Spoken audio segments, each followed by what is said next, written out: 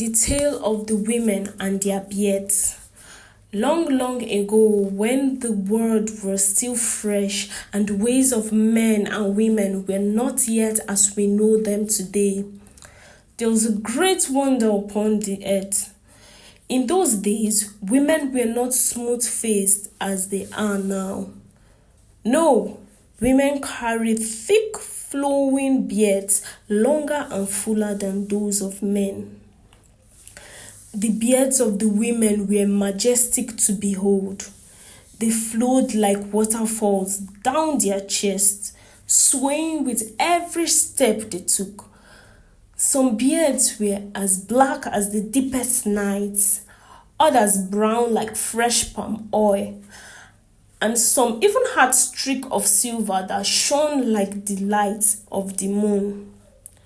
The people of the land admired them, and the men looked upon the women with envy, for the women's beards were far greater than theirs. At first, these beards were a crown of beauty and dignity.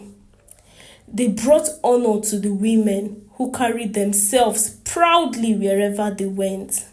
They oiled their beards with palm kernel oil until they glistened in the sun. They combed them neatly and they plaited them with cowries and beads so that they jingled as they walked. Truly, the women were admired across the land. But beauty often walks hand in hand with pride, and pride, if not carefully guarded, can lead to downfall. As the time went on, the women discovered that their beards were not only for beauty. They could also be used in strange and cunning ways. One woman hid a comb inside her beard and laughed when she revealed it later. Another slipped in a kola nut and showed her friends how easily it disappeared.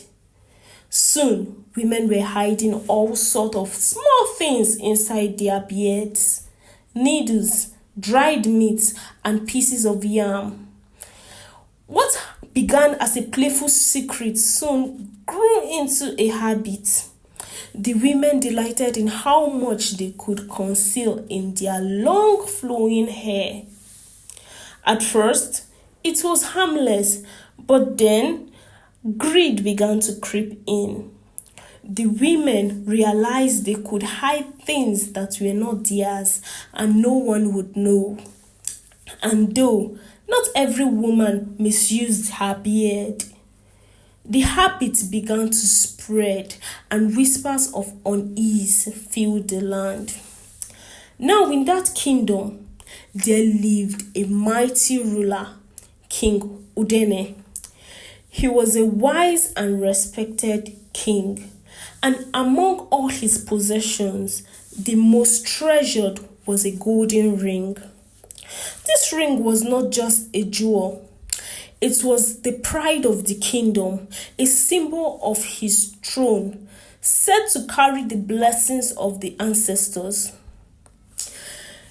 The king wore it close to him at all times, and it was guarded carefully, for without it, the kingdom would lose its honor. But one morning, as the cock crowed and the palace came alive, a cry of alarm rang out through the king's chambers. The golden ring was gone. The palace guard turned the palace upside down.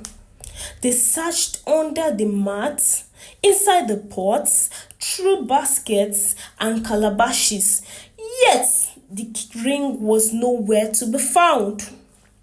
Fear spread across the land. The king's face grew dark as thunder, and he declared that until the ring was found, the land would know no peace. The people were restless. Some whispered that enemies from faraway lands had crept into the kingdom to steal it. Others suspected mischievous spirits, but no one could prove anything, and the ring remained missing. Days passed, and then weeks. The people began to despair. But the truth cannot stay hidden forever. One bright afternoon, when the sun shone hot upon the earth, the women of the village went down to the stream to fetch water and wash their clothes. They sang as they walked, their laughter echoing through the valley. Among them was a woman named Adama. Adama, known for her beauty, her cheerful ways, and her beard, which was longer and fuller than anyone in the land. As Adama bent down to drink from the stream, the rays of the sun struck her face, and there, glinting from within the forest of her beard, was a sparkle of gold. The women gasped in shock. They rushed closer, and to their amazement, there, hidden deep within Adama's beard, was the golden ring of the king. The women cried out in horror. The missing treasure of the kingdom had been concealed all along in Adama's beard.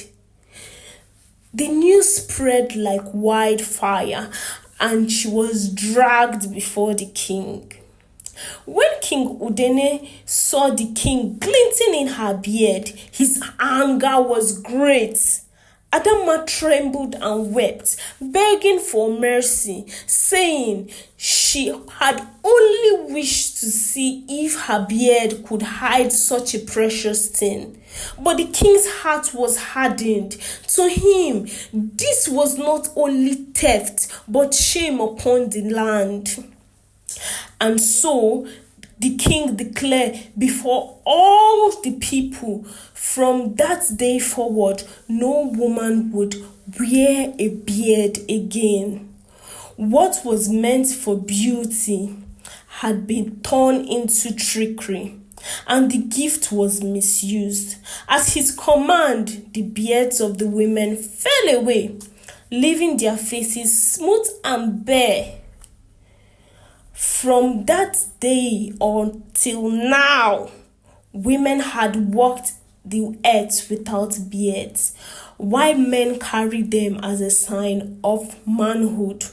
And this tale reminds us that when we misuse the gifts we were given, they may be taken from us. It teaches that beauty without honesty is empty, and that what is hidden in darkness will always come into